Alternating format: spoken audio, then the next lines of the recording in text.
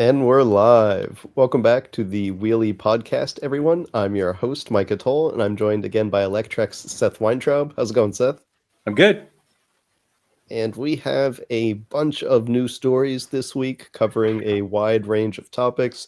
We've got multiple new e-bike launches, including the Lectric XP4 that I know everyone's real interested in. Also some new RadRunners, Rad Power Bikes. We're going to look at California's e-bike voucher program and how it keeps managing to get in its own way. We're going to hear unfortunately, some sad news about a powerful electric bike company that went out of business recently. Follow that with some good news on juiced bikes, hopefully making a comeback. And then we're going to finish it off with a few articles on how the current tariff situation in the trade war is affecting everything from motorcycles to bikes to mopeds. But where are we going to start with this week, Seth? All right. What everybody wanted, we're not going to bury the lead. The game-changing Lectric XP4 next-gen electric bike launched. Shocking industry once again. Yeah, this is definitely the biggest news of the week here. It's probably going to be the biggest launch of the year based on pretty much every metric you measure these things by.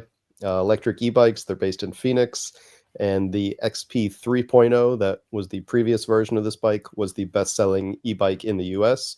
So I have no doubts that the XP4 is going to quickly become the new best-selling e-bike in the US. Lectric, if you guys are not familiar, is quite well known for offering just incredible bang for your buck. The bikes are never the best bikes out there, they're not trying to compete with Trek or Specialized or those kinds of companies, but they are incredibly good for the price. So with the XP4 here, first and foremost, it's important to note that the price has remained the same as the XP 3.0. So the XP4 starts at $999, which is a very good price. I think you're going to see considering what you get here.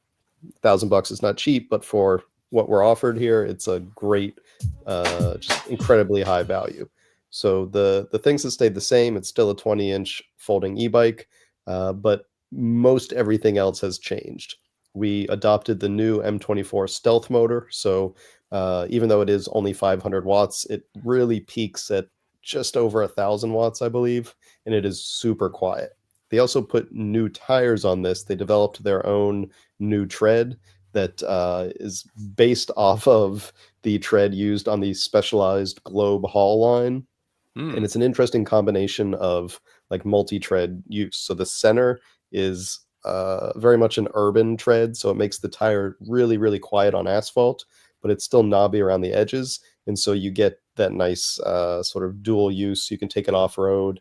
I did find that when it was sort of wet and slippery, like in the grass after it had rained, the off-roading is not quite as good as a true knobby tire. I was definitely sliding a little bit more, but wet grass is like a pretty low traction kind of situation. So that's basically your worst case scenario. So for normal, just riding in like light dirt, nature trail, that sort of thing, the tires are going to be enough, and they are just super, super quiet on asphalt. So really cool to see there. We have two different battery options. The base model, that's $999. It comes with a 10.5 amp hour or 10.4 amp hour battery. But if you get the $12.99 version, it comes with a larger 17.5 amp hour battery, which is like 840 watt hours, very big battery. And that model comes with a 750 watt motor, which peaks at something like 1300 watts. So very powerful, big battery. What is the peak power of the 500 watt motor? I think it's 1,050 or something like that, just over a kilowatt. Yeah. So, I mean, they're so both. It's really a kilowatt versus 1.3 kilowatts. Yeah, exactly. Yeah. So, both are very powerful. I think most people are probably going to want to upgrade for that big battery just because the value is pretty crazy. Here we're looking at the new display. This is a Huge. really nice TFT display, like color, very high resolution. It's got multiple screens in terms of like output. So if you want just the basic speed, it's there. But if you click through the more detailed screens, there's a lot of really interesting output. You can see how much power you're generating by your pedaling. You can see exactly the power the bike's generating. All sorts of, you can see your pedal cadence in real time. So like if you're trying to aim for like 70 or 75, you can actually aim for it. Just a whole bunch of really, really interesting stuff you can see on that display. That's interesting. You can see there I'm doing 28 miles per hour, so it is class 3 capable. They also increased the size of the chain ring. It went from 52 to 56 tooth, which makes a big difference when you're going 28 because you can actually pedal at a fairly comfortable cadence. You're not like what we often call mime pedaling or ghost pedaling, just trying to keep up with the bike. So the 56 tooth chain ring makes a big difference. There's also a true torque sensor on the bike now instead of the I think they called it the power sense cadence sensor before that worked like a torque sensor. Now it's a real torque sensor. So that's just improves the pedal assist, makes it even nicer. One sort of upgrade that is in my opinion more of a lateral move. It's not really a benefit to me. Is that they moved the throttle from a right side half twist to a left side trigger throttle. Sorry, not trigger. It's more like a thumb paddle. And that's because they included a new 8-speed Shimano Altus with trigger shifters on the right side. So I know a lot of people like thumb throttles. Personally, I prefer the half twist, but they did go with a good quality thumb throttle. It's the paddle style, which is nicer than like the cheap thumb throttle. So I'll give them that, even if I'm not like a big fan of the switch from throttles. What else? So the frame is fairly redesigned. I think it looks a lot nicer, a lot more purposeful, and they've got a new rack on the back that allows you to keep sort of that rectangular tube frame design, but still have the nice round tubes that are good for mounting panniers and all sorts of child seats, other accessories. Yeah, I was going to say the back rack looks pretty burly, like Yeah, pretty and they easy do to offer. carry Yeah, kids and like girlfriends. definitely, and they have a passenger package, so you could put someone back there. I don't remember the exact weight rating of it, but yeah, like it's going to support a lot weight, probably more than they recommend that you put on there. We did see the turn signals there. One other update that is kind of a small deal, but I think will actually be a big deal to a lot of people is the key is now on the side instead of the bottom. That was always one disadvantage of the XPs was they had that like key dangle situation where it was annoying to get under the frame and put the key in. So now they've moved the key. It's on the non-drive side and just probably a lot more convenient for most people. I think that's mostly it. There's some other sort of smaller upgrades. They've got the black stanchions on the suspension fork now. It certainly looks nicer. I It have still to has ask you the what's going on with this plug. What is that plug called? Is that an aviator plug? that's I forget what the name of that style is, but there's a reason that they switched away from the barrel plug. And And it is because now the bike is compatible with their 5 amp fast charger. So I guess they had to use this different connector to have the higher power on their fast charger. But instead of the basic 2 amp charger that used to come with the XPs, now it uses the same 5 amp charger, or you can upgrade to the 5 amp charger that comes with the Expedition, and I think the XP2 and a few of the other bikes. So they're moving everything to the fast charger compatible.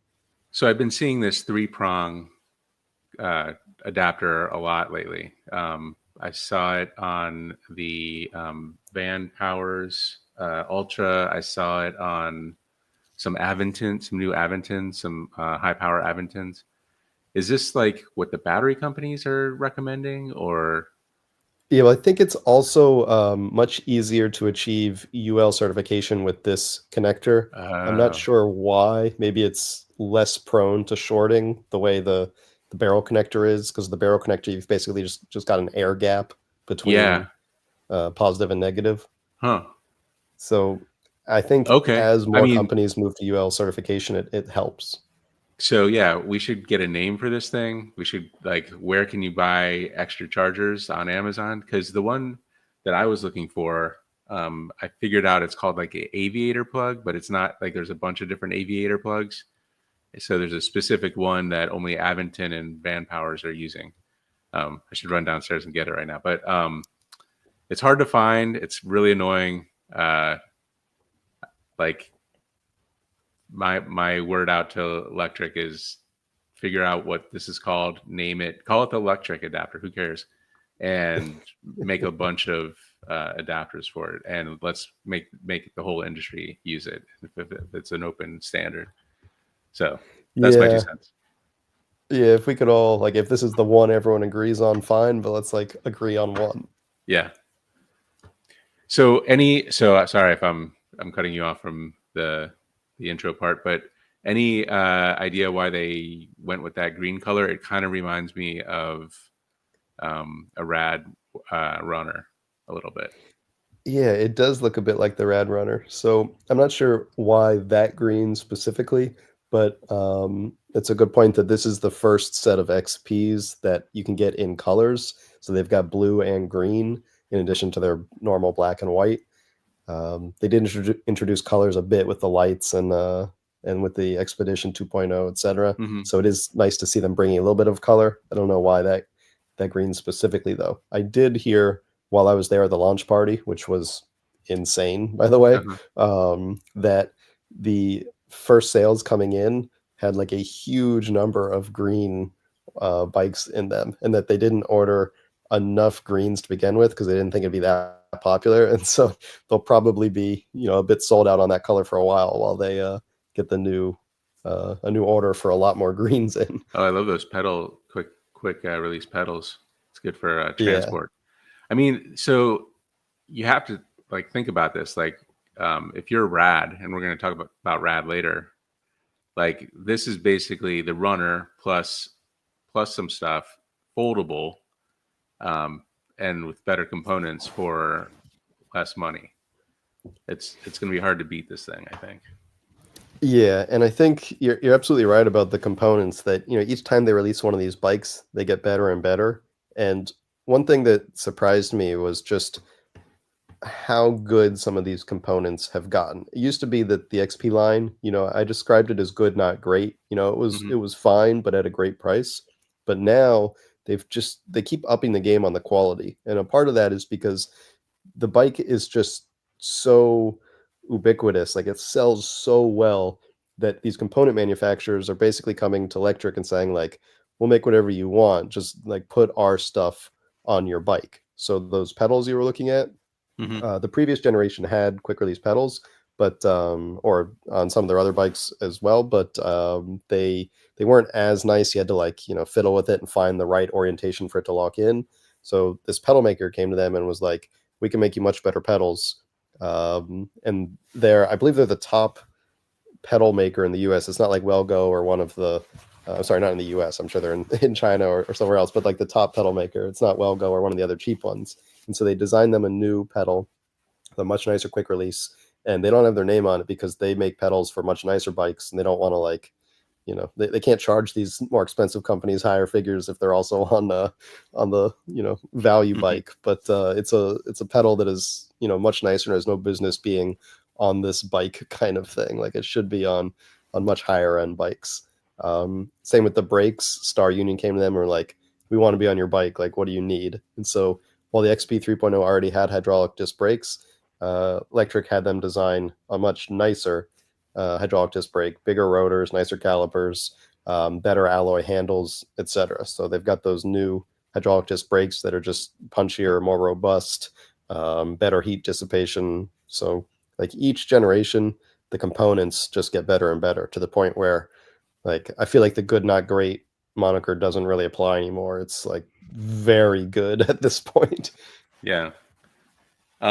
So talk to me about the like the high bar versus the low bar. I mean, even the high bar doesn't seem that high. Is it more rigid? There a weight difference? Does it ride Yeah, different with the battery? it should be pretty much the same weight and the same ride feel. You're right that it's just, that you gain a few more inches with the step through, but it's not significant. To be Hmm. honest, I preferred the step through, and I don't know why people don't, especially when the difference is this small. It's just more convenient to get on, especially if you have like a kid seat or a big rack on the back and you don't want to swing your leg over. I did get on and off the high step one a bit using it like a step through, and you can like lift your knee up and get over it, but it's not as convenient as the step through. And I don't know why people don't just go for the step through. Yeah, and the saddle. I see a couple different saddle options there. Looks like you got the thick mom saddle there, and then you have more Mom's biker. yeah, so I think they call that the comfort saddle. Okay. Yeah. Sorry. Yeah, and It's very nice. I mean, the stock saddle is pretty good. I think even the stock saddle has a suspension post, if I'm not mistaken, or maybe that Really? only comes with the comfort saddle. But yeah, the comfort saddle's like, the captain's chair kind of thing. Right. Yeah, I mean, so let's talk about like, all right, what does this mean for the industry? This bike is clearly going to be the best seller this year. I would imagine, and it's going to kind of take a huge chunk of the e-bike market. We've been kind of waiting for something like this to happen, where this is kind of like the e-bikes Model T moment. We thought maybe Rad's Runner would be that, or maybe something from Aventon or Juiced or whatever. But this one seems to be like the everyman e-bike. What does this mean for the industry? Are people going to try to copy this? I mean, what's the point in trying to copy this? It's going to be less expensive, better brand. There's no like there's no there. Like if you're gonna copy this, you're gonna have to cheap out on the components or make it more expensive or something. So Exactly, yeah. I mean, it's not that people haven't come at the XP line before with their own sort of versions of it. Ride One Up did the Portola, Velotric has the Fold, and each time it's happened, companies have gotten close on some of the parts, but then they just don't hold the price there, right? Like the Portola's up to I think it's 1100 or maybe 1200 now. The Fold one's up to like 12 or 1300, I think. And so I think companies realize they can't compete.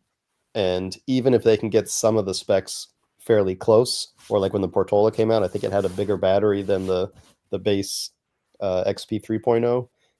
It seems like they just can't sustain those lower prices the way Lectric can. I don't know if it's Lectric's buying power, the fact that they do a lot of this in house to keep costs down. They run a very lean operation. They've got over 100 employees, but when Rad was doing similar volume, they had like 700 employees. So, right. they run a tight ship, Hmm. and other companies just don't seem to be able to compete. So I think, there's, when you talk about, is this like the new everyman's bike?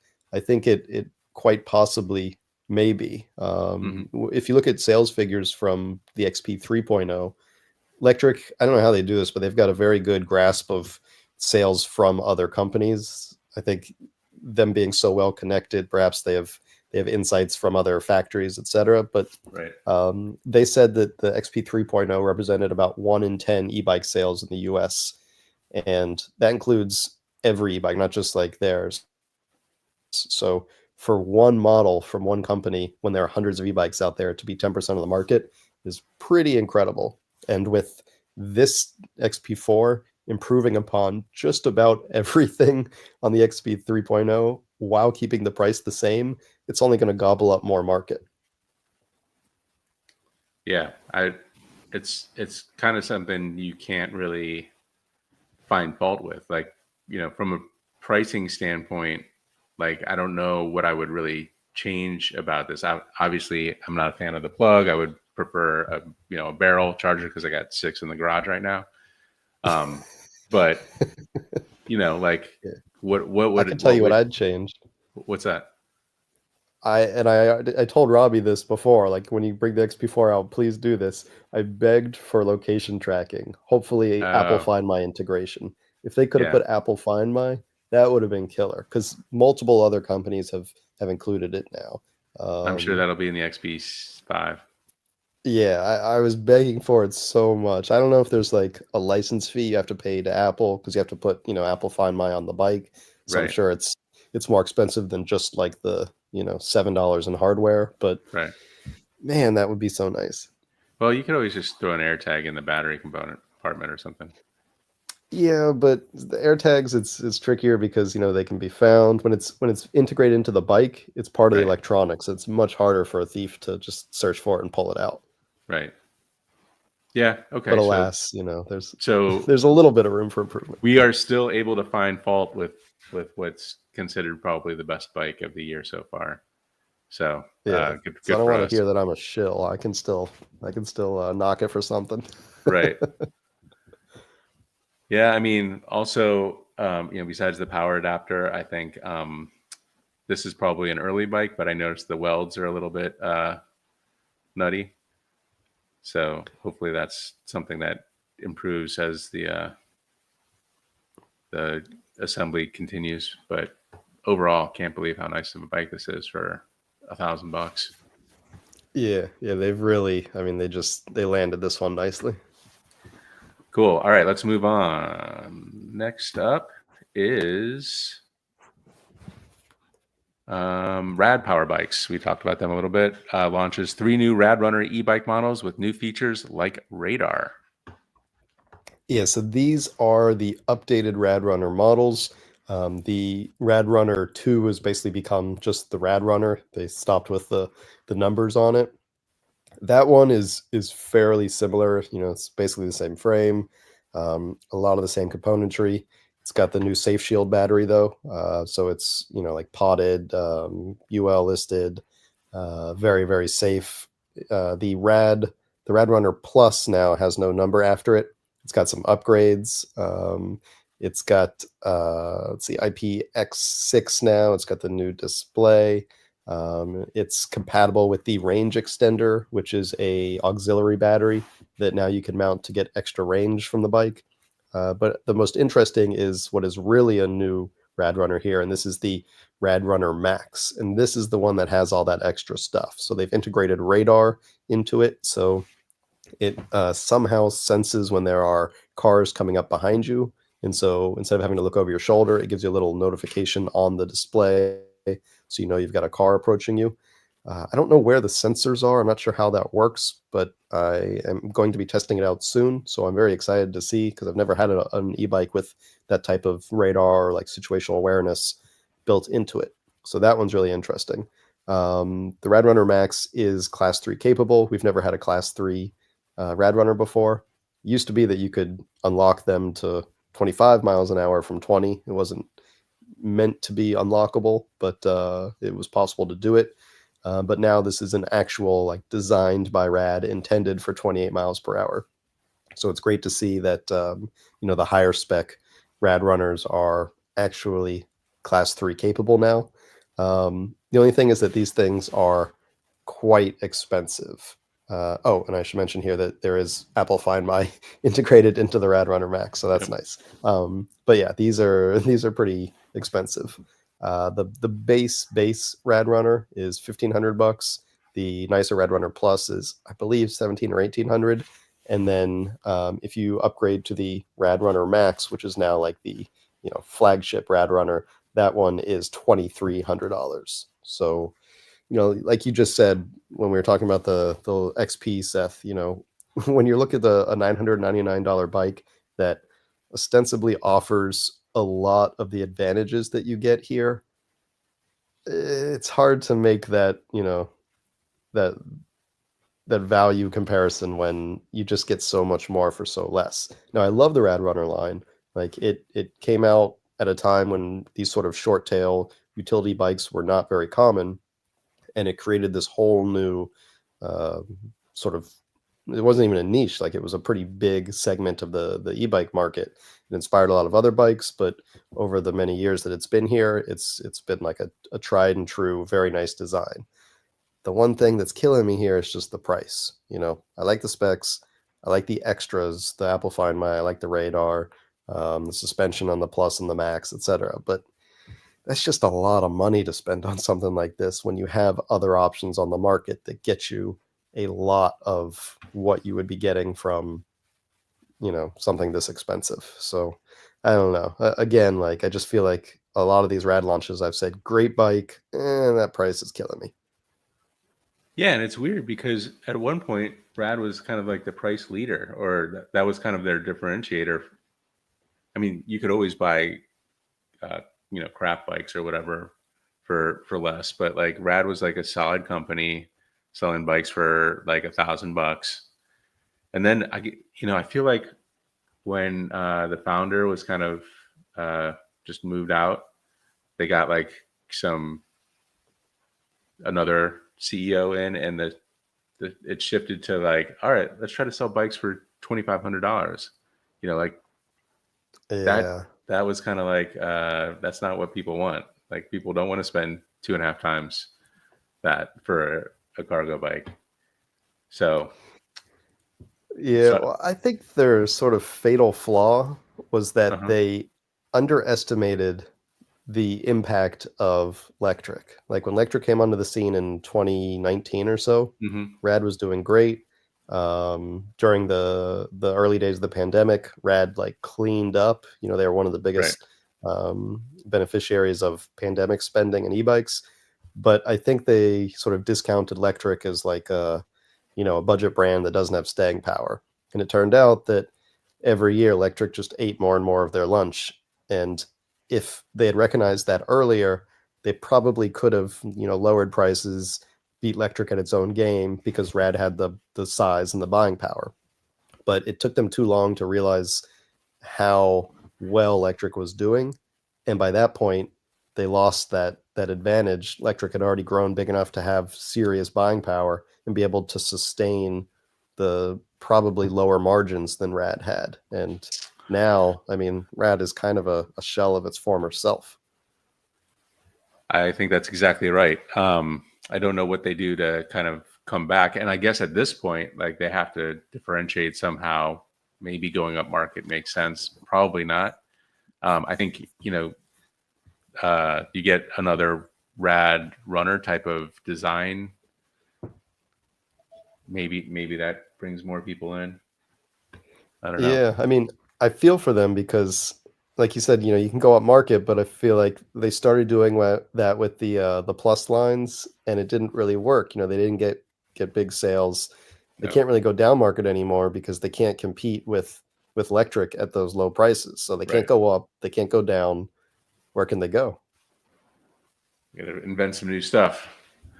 Yeah, it's you know, you feel for them because they were such a big mover in the early days of the North American e-bike market, but at this point, Yeah, it's and I like I feel remember like the talking to Mike, and he was like, "Oh yeah, we have plenty of margin room."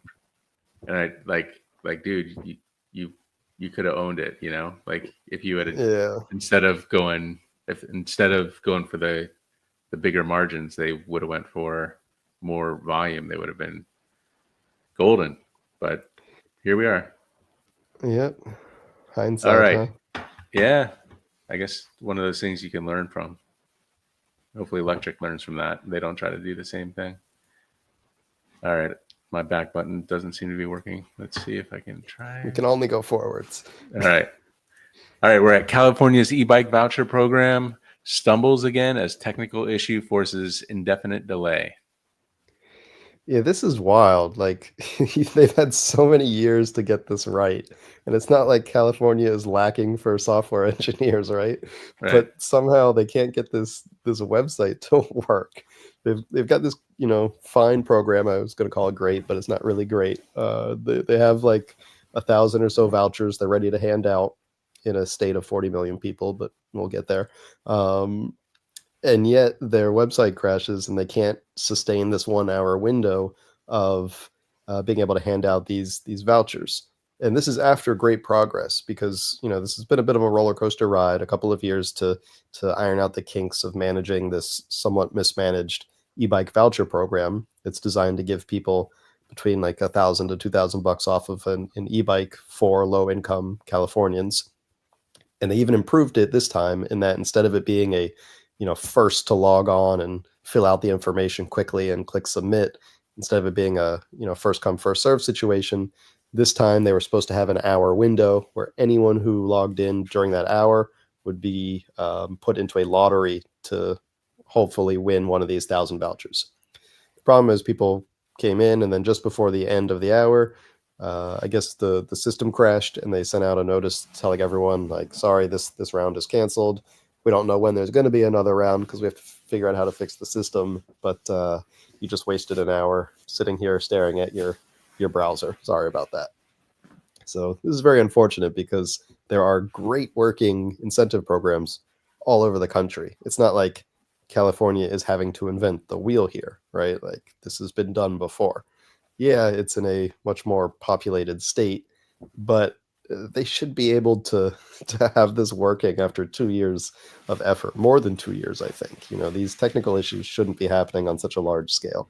So that is, incredibly frustrating to me as an observer, and for the 100,000 people or however many were in that waiting lobby had to be terribly frustrating, sitting there for an hour only to see like an error message at like the 59th minute. Yeah. I have a kind of a different story. The town south of me is called Ossining, and they had just a very small scale. I mean, there's small 10,000 people town. They were giving away something like $100,000 vouchers for bikes. And I was talking to the guy at a local e-bike shop. I used to be a Pedigo. Now it's like sells everything, including Pedigo, which is another story probably. But he's like, I don't get it. Like, I'm trying to get the word out to people in Ossining that basically you can get a free e-bike. Like, you can just have a free e-bike because he sells Lectric XPs, not the fives or the fours, I mean, but he sells $1,000 e-bikes. I think Pedigo Element's pretty close to 1,000.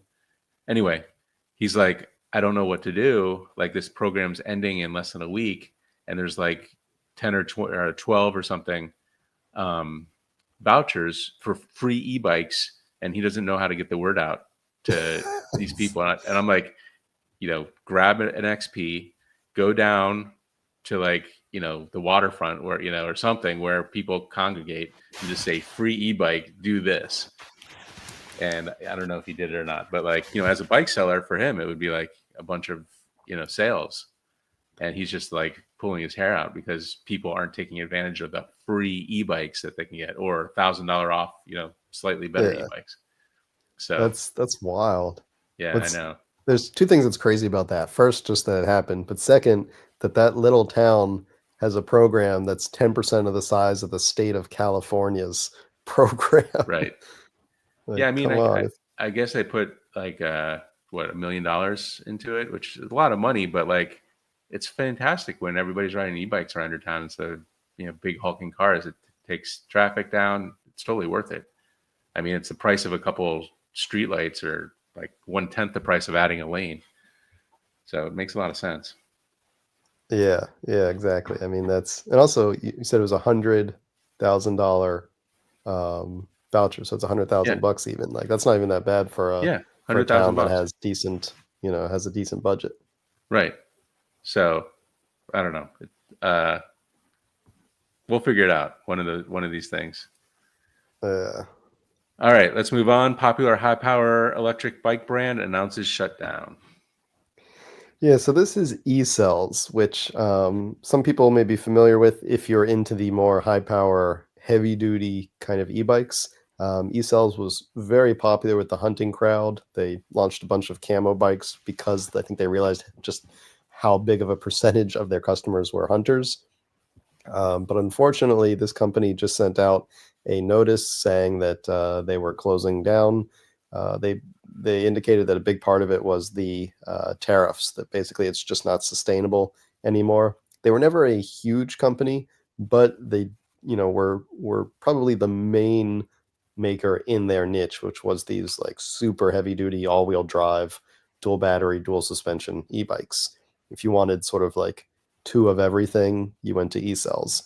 And so it's unfortunate to see them close down like this. Now, there are some other companies that do these kinds of things, but they were like the big, just massive hunting bike kind of thing. Like, you got to pull a 300-pound hunting trailer with like a big carcass on it out of the woods kind of bike, which apparently happened a lot on these bikes, which I believe, having tested a few of them.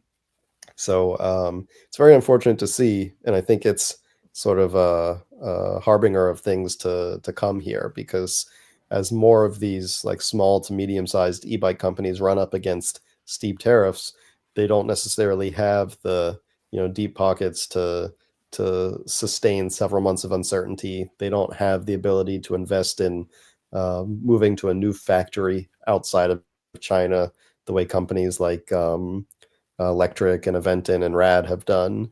And so they're basically stuck. They can't move factories. They can't pay the tariffs on their bikes that are suddenly literally almost 3 times the price of what they had been paying. And there's just no other solution. So these companies are going to keep folding. until there's a new trade deal, or until we reverse these tariffs. Like and it's sad because these are American companies. Like, yes, the bikes are made in China, but these are Americans that started the company. Their employees are Americans. Like, these are a lot of Americans that are losing their jobs because of these tariffs that are intended to create U.S. manufacturing, which we're going to talk more about in a minute on another story that's coming up. So I don't want to get too much into the, like, can we bring manufacturing to the U.S., because we'll get there. But I think the bigger sort of lesson here is just how many of these small to mid-sized companies aren't able to stay afloat during these tariff uncertainties. Yeah. All right, let's move on. It's story time. The crazy untold story of Lectric Ebikes' secret deal to save juiced bikes. This one was fascinating. I got the chance to sit down with Levi Conlow, the co-founder of Lectric Ebikes, to sort of get a bit of a behind the scenes of how this went down. We reported, I think it was early last month, about how it turned out the Lectric Ebikes was the company that had purchased the rights to Juice Bikes, a high performance e-bike company that closed late last year. But we didn't really know what went down, and so this was a chance to hear that story, and it was pretty interesting. As it turned out, there was a big auction that we reported on that had a mystery buyer last year, and the auction covered basically everything Juiced had. So it was their physical assets, inventory, their like Sprinter van, all of their like tooling, frames, parts, whatever, spare parts, warehouses, as well as the IP, the design for all the bikes, the logos, the any like patents or intellectual property, that sort of thing. And so we didn't know who won it at the time. It was like a $1.2 million bid. Turned out it was Lectric. But as I learned from Levi, it wasn't as simple as just buying things at auction, because after the auction was over, he called up the company that ran the auction, was like, "Hi, I'm Levi Conlow. I just put the winning bid. Like, how do I collect my e-bike company?" And they were like, "Oh, well, now, we need to run that by the creditors and see if they accept your bid. And, then we'll know if you bought the company." And he's like, "Well, I thought that's what the auction was for." Yeah. But apparently it was sort of like, a reserve auction with a secret reserve. So as it turned out, the creditors were not happy with that final figure, which apparently had even been like run up a bit, that the number was much lower. And then some other person or group kept like running up the price on Lectric until the last minutes of the auction. And so Lectric had to then go back to the creditors and, work with them again, and they made a new deal. The figure is still undisclosed, but I'm guessing he probably added another million or two to that number, and they were able to get all of Juice assets. So then the plan was, okay, so now the first thing that we want to do, when we just bought this new e-bike company, is we want to take all of those pre-ordered Juiced bikes. It was like over 200 bikes that people had paid for but not received, and just send those out to those people, like make it right. Because a big part of this, and why Lectric wanted to buy Juiced, was to sort of do the right thing and preserve this brand that was one of the first US based e-bike brands. Then when they went to do this, they found out from the auction house, like, actually the those bikes were already sold. That's not part of the auction. Levi's like, "Well, like again, I thought that's what the deal was. Like, I'm buying Juiced, and part of Juiced is Juiced's bikes." But no, those bikes were sold out from under them to VeloWave. And VeloWave is another like Chinese-based e-bike company. Apparently, there was huge debt in these inventory warehouses. So Juiced had owed millions of dollars in storage fees to these warehouses that were holding all of these bikes. And so VeloWave scooped them up as part of a deal to I guess pay off some of this debt. And so they got them at like pennies on the dollar. Lectric is currently trying to convince them to send these bikes out to buyers, or maybe like buy them from them and send them out to the people who originally bought them, because now these bikes have been bought like 3 times, right? Like, they're bought by customers, they're bought by Lectric, and then they're bought by VeloWave. And then VeloWave put them on their website to sell like at a discount. So these are like potentially fourth time sold bikes.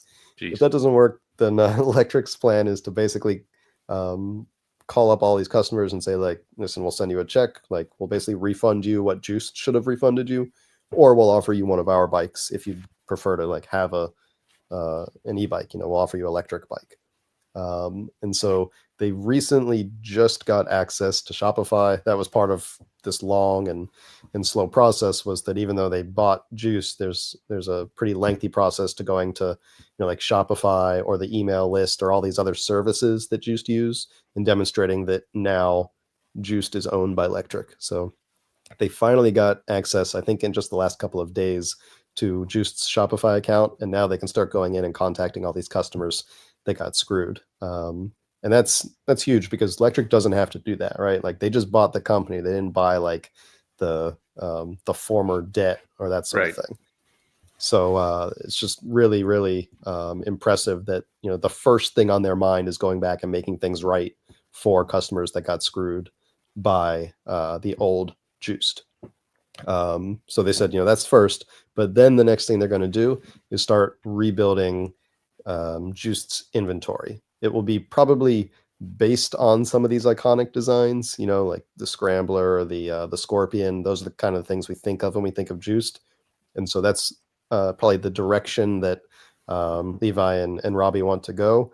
But it's unlikely that they'll use the exact same bikes, largely because a lot of the relationships that Juiced had created with these manufacturers have since been burned, because Juiced owed so much money to their parts suppliers, to their storage warehouse. Basically, Juiced owed just tons of money to everybody. And so those relationships, as Levi explained, are basically burned. And so they've got to develop new designs, work with new factories, that sort of thing. There are a few companies that are like sister companies of Lectric. And so as he described it, like, Lectric's checks always clear. And so anyone who works with Lectric knows that, they're the real deal. And so they may be able to salvage a few of those relationships, but for the most part, they've got to really go in and start fresh with designing these bikes in sort of the spirit of what Juiced used to be. And it's probably going to be a bit of a process. Levi said, hopefully a year from now, they've got bikes ready to sell. This is not like a 6-month kind of thing. So it's going to take some time, but it's impressive that they've even decided that this is something they want to do, save the Juiced brand. B, that the first thing they're doing is making it right to customers that got screwed through no fault of Lectric. And then C, that they're going to go and sort of reinvent Juiced with the same style of bikes, but that they've got to pretty much start from the ground up. Yeah, I mean, it seems like why do they spend all this money on, like, now they have to spend extra money? But I guess, it also gets them access to a pretty great customer database now that they have the Shopify account, which would be helpful, I would imagine. I also think that, like, as a brand, Juiced is pretty, I would say, maybe not iconic, but like in the e-bike world, if you want like a higher power, kind of, I guess sort of like Luna, where, you're not really looking at, class 1, class 2, class 3, and just kind of like as much power as like is safe to put out of the battery and through the controller to the motor. I think Juiced kind of has that reputation of, 33, 35 mile per hour bikes. So, maybe that's something that Lectric wants to kind of, branch out into. Absolutely. I mean, it opens up a new area for them to explore. It's not a direct competitor, because Juiced just wasn't building, $999 bikes. Right. Rip Racer got pretty affordable, but that was not their bread and butter. So I think you're absolutely right. It gives Lectric a chance to, innovate and compete in this higher performance niche that they've never targeted before. And I don't even think it's really going to cannibalize much of their sales, because the kind of person who was, looking for a Hyper Scrambler or a Juiced Scorpion just wasn't the same kind of person who buys an XP4. It's a very different type of rider. So I think it's going to be fun for them, just the chance to sort of do what they did with Lectric, and this time do it with just, a lot more watts. Yeah. Yeah, I wonder, if Juiced, like you said, you reached out to Tora. He's il comunicado at the moment. Kind of like, Yeah. do you think he'll come back on the scene, or is he done for? I don't know. I mean, he was so dedicated that, Yeah, like, I hope so. I mean, this whole thing happened. It wasn't that anyone, was intended to get scammed or, this really happened just because the company seems to have been mismanaged financially. I'm right. sure there's more to it. I mean, that's why we reached out to Tora because we want to hear his side. Hmm. Were there wrong decisions made? Were there, do they get screwed by suppliers? That sort of thing. We don't know a lot of Investors these pulled out. details. Yeah. Exactly, yeah. So it's hard to say without hearing his side, and it's unfortunate that we didn't. I held this story for like 2 weeks because I was really trying to get Mm, his side because that would be you know critical information that I wanted to right. include. But unfortunately, I just haven't heard back to him. We used to communicate a bunch, and he's not responding. I know when the like a week after Juiced either officially closed or it was looking like it was closing. I was talking to him and he was like, yeah, I can't legally say anything just yet, but hopefully soon. Right. But that Maybe it's was the like legal last thing. October. Yeah. And Right. since then, like I just haven't had any communication. So I don't know if there's still legal constraints. I wouldn't think so because, I mean, at this point, it's not even his company anymore. But yeah, maybe he'll be back. I hope so. He was always super dedicated to the space, but it's unfortunate not being able to hear anything from him, one way or the other. All right. Well, sad ending, but hopefully happy beginning here or with Lectric. All right. How Trump's tariffs are killing made in America mopeds. Yeah, this one is interesting because if you take a look at this moped company based in Connecticut, it's called Spark Cycles. They build something between really high-powered electric bicycles to basically like seated scooters or what some people call mopeds, even without pedals. A lot of these go like 40 or 50 miles an hour, and they were priced at around $4,500 or so. Now, these are produced locally in the US. They've got a small production facility there, Americans building these things. But the problem is, ever since these new tariffs were initiated, not all, but almost all of the parts that go into these things are now, nearly 3 times the price. So the motors, the batteries, that sort of thing, all these prices are super jacked up. And this company has not sold a single model in like 5 weeks as of when this was published. Hopefully, this went out and a few people saw this and bought some more expensive bikes. But apparently, these $4,500 mopeds are now priced more like $7,000 or $7,500 because of all these price increases in the components.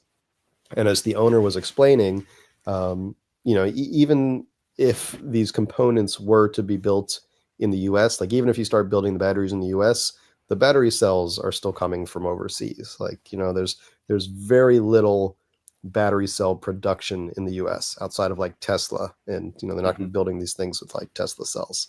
So these tariffs that are designed to encourage U.S. manufacturing. Well, here's a company that for like 6 years has been building their mopeds in the US, and these tariffs are close to putting them out of business.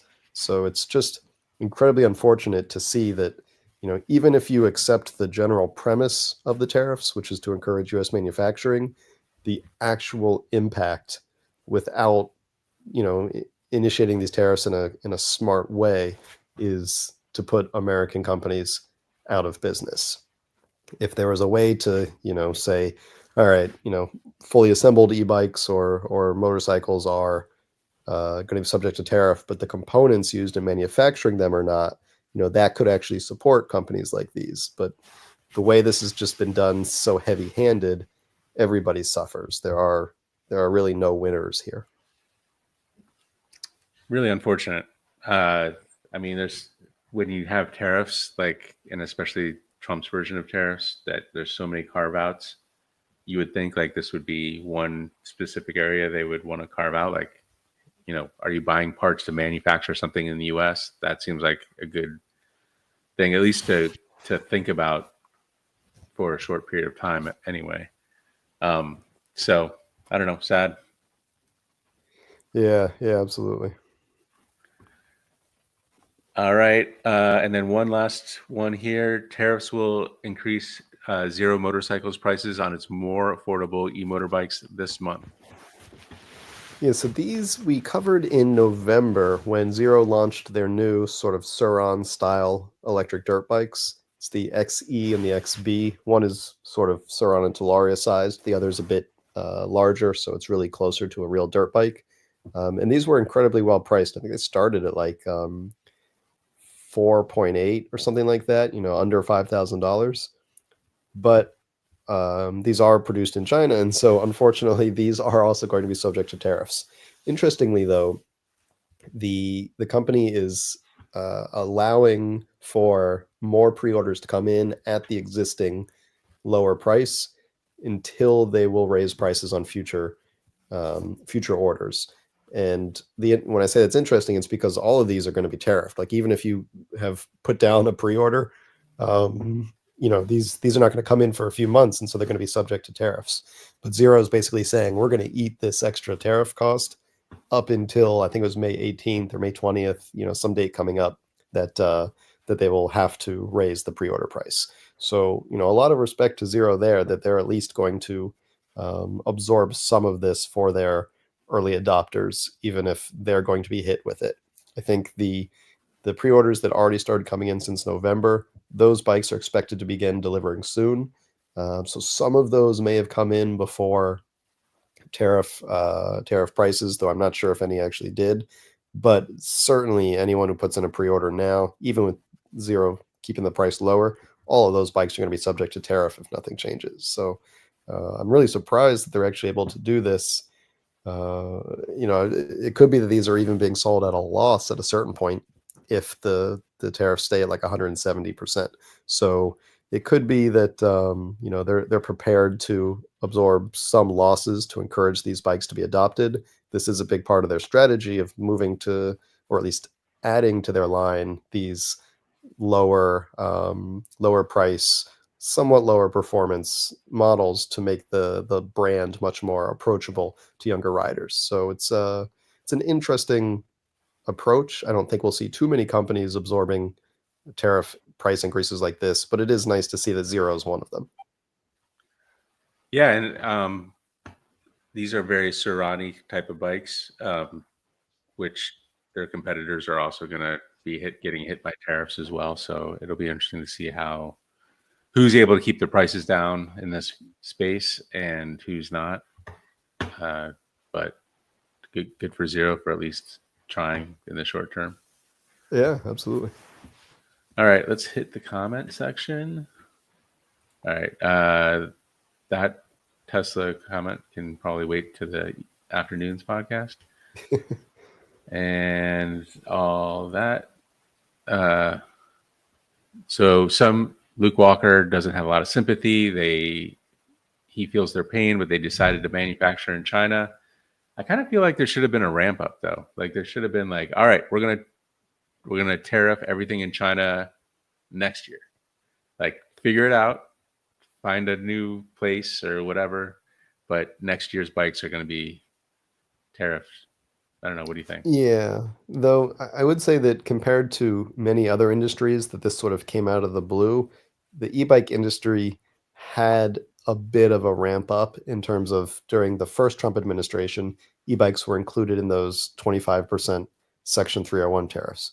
Now, those did include a lot of things, not just e-bikes, but e-bike makers have spent the last, 6 or 7 years suffering from 25% tariffs, and that encouraged a lot of them to already start looking at moving. So, like, by the time these new tariffs were announced, Lectric was almost entirely out of China. I Where are think they? Vietnam is their You know? main. Yeah, Vietnam. I think they still have a bit of accessory manufacturing in China that they're moving out, but they Mm-hmm. were mostly moved out by then. Aventon sent out an email saying that they're moving to Thailand. Some other companies have moved to Cambodia. So e-bikes, fortunately for the industry, had a sort of a bit of a notice that the storms were on the horizon, kind of. Yeah. All right. Don't go naming that Lectric charging point port. I think it's an ST3 port. So I should Google So I that just real looked quick. it up, and I think he's correct. I didn't know the name of that one, but yeah, I think Michael is correct based on my quick Googling. Interesting. Because Yeah, it does so look a lot safer than a barrel port. yeah, but this is different.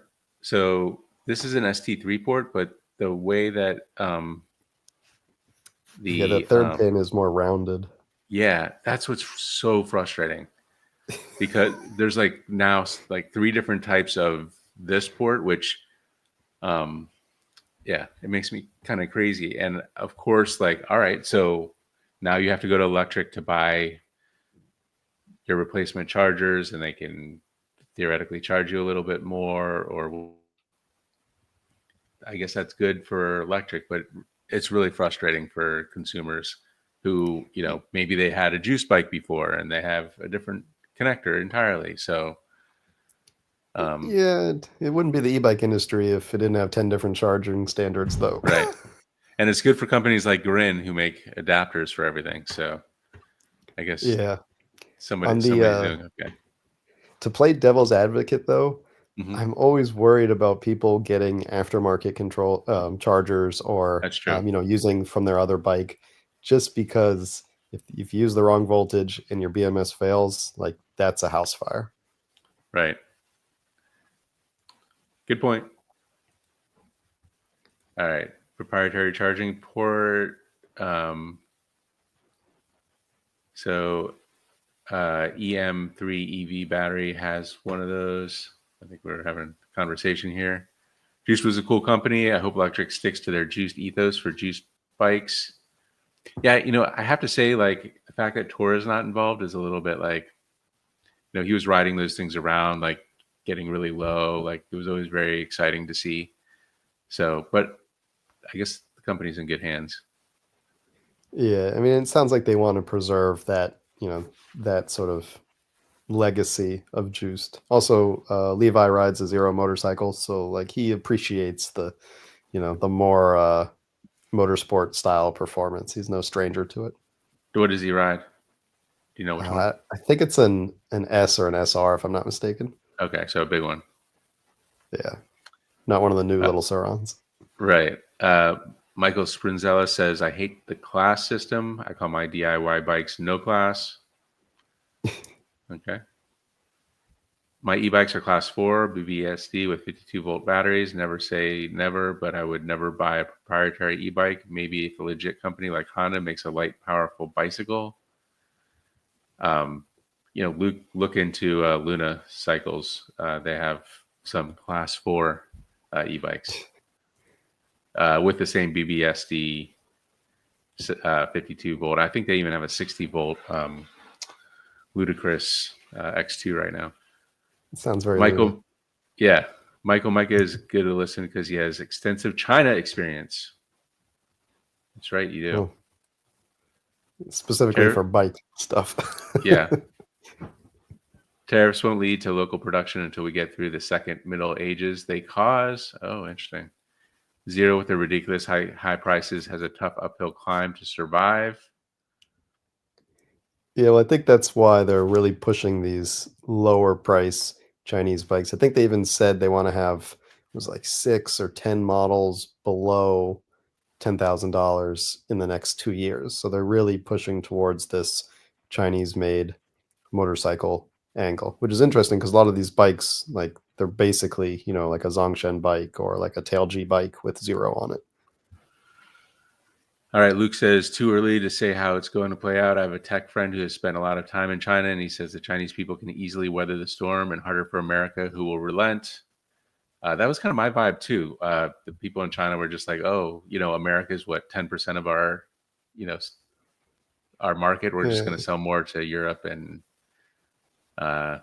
third world and yeah. And Asia." So Australia's right there. Like you just push a container ship and it lands in Australia. Like, right. All right, I agree. It was preposterous. Trump is on a 2-year timetable to midterm elections. Let's see. So we moved production all around the world, but not here. that is also frustrating that everybody's like, pick a neighbor of China. Yeah, but like we saw with the moped company, like even if you wanted to produce here, you'd have to start from the basics of like producing battery cells and producing motors, like before you can even make an e-bike factory. Right. Yeah, all the you need the whole supply chain, and that only exists in China. Yeah, that's like a $6,000 XP4. Like, right. All right, best charge port for high power, in my opinion, is the XT60. You familiar with the XT60? Yeah, it's that yellow one. It's like trapezoidal at one end and square on the other. Let me have a look at this real quick. Yeah, I don't know if you've ever seen the bottom of a Jackrabbit battery, but they use that in the Jackrabbit. It's more of a DIY connector. It's rarely used in. So it's just the retail. 2 prongs. Yeah, it's just 2 like gold-plated prongs. Okay. Yeah, I mean it's good for high power. Yeah, and you can't plug it in backwards. Right. Yeah, it's very simple. Sometimes simple is the best way to go. Yeah. All right. Nice spot yellow on. to it. Yeah, yellow makes it a little scary. Put some orange on there for high voltage. Spot on. And let these companies fall on their proprietary sword. Their saving grace is how ignorant customers are. All right. XT60 for 52 volt at least. All right. We have a lot of XT60 fans. There's an XT90 also. Theoretically it's 60, but for 60 amps. there are a lot of knockoffs, so you got to be careful because the knockoffs can't go that high. And also it's like 60 with proper cooling. So I usually try not to go over 30 if it's like buried inside of an enclosure. 30 amps at 40 volts is plenty of power. Yeah. 48 volts. And you can go to the XT90s, which are even chunkier. Right, 1.5 kilowatt. All right, America buys 6 times the product that China buys from America. Okay, and they have 3 times population. So both of those numbers, I think, are wrong. They have, I think, 5 times the population. And I think America probably buys about 10 times the product that China sells or buys from us. I get the production is unlikely to come here anytime soon. That's why I don't get tariffs. I think that's the right take. XT60 is preferred connection between battery and motor, not for charging. And then Spinzellis finishes up XT90 for discharge, XT60 for charge. So get into the weeds on the connector preferences. Yep. That's great. I love it. I can nerd out about connectors all day. Just got to figure out the name of that one 3-prong now that everyone's going to. But I think that's it for this week. I want to thank everybody for tuning in, and we'll be excited for you to join us back here in 2 weeks for the next episode of the Wheelie Podcast. See you next time, everyone.